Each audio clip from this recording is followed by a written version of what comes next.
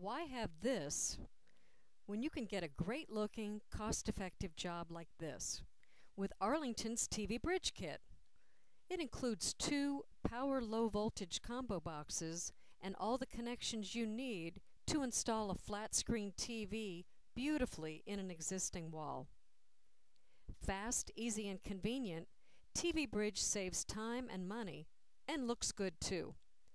Just cut 2 holes in the wall and access power from an existing nearby source. There's no need to run cable from a panel box or cut holes in your framing members. Start by locating the studs and install the combo boxes in the same stud cavity. Place the upper box behind or close to the installed TV bracket. Put the lower box within a few feet of an existing receptacle or the power conditioner for the installation. Pull a length of NM cable long enough to reach the 2, then pull the low voltage coax or other wires and install the plates.